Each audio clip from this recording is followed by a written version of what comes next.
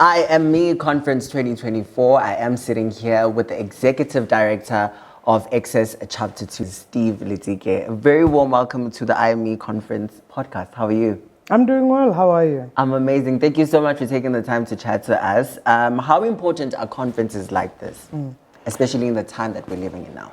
Look, conference like this is targeted, and I like the IAMME conference because it's looking at the corporate environment. It's actually recollecting, what has happened in the past, but also it's securing what should be happening in the future.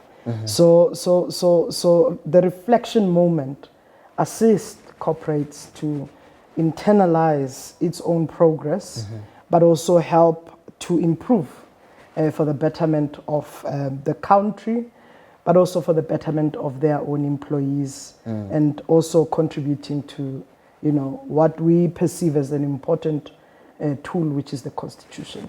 Let's talk about the work that you do as Access Chapter 2 and why you chose to involve yourself with a conference like this.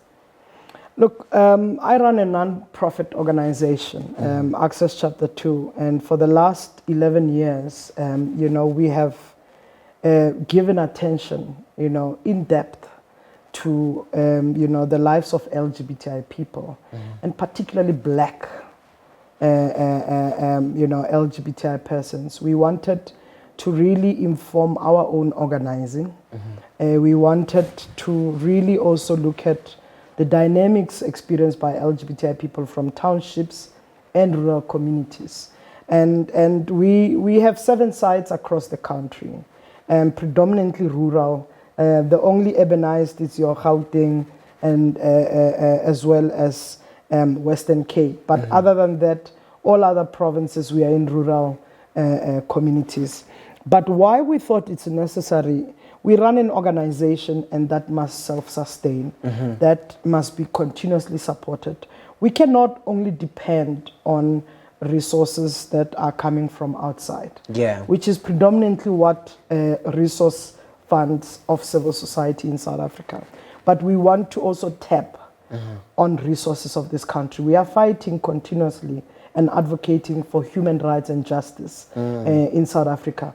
Now, the beneficiaries such as private sector must expand their reach towards LGBTI community. And I think it's quite important that we start tapping on it.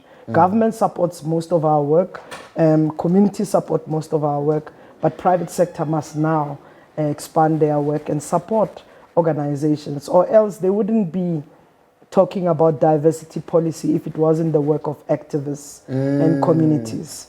It is us who fought for this, and they must make sure that we continue to sustain those gains. On that note, a conference like this aims to shine a light on those that are marginalized.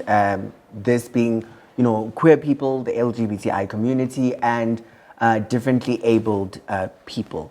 What is your response to companies, corporates, brands that don't feel like they can employ someone who is differently abled? Well, then that company is not ready to really be part of community. Private sector is not removed. Private sector needs people.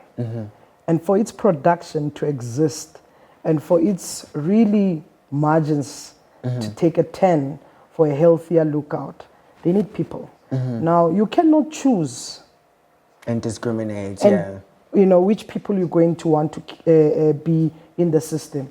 Our laws are very much clear. And part of the clarity of our laws is that you cannot discriminate.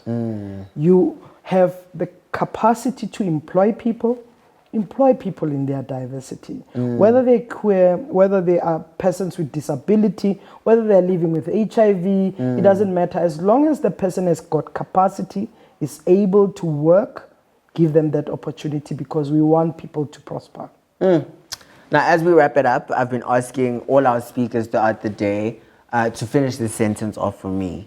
I am me because...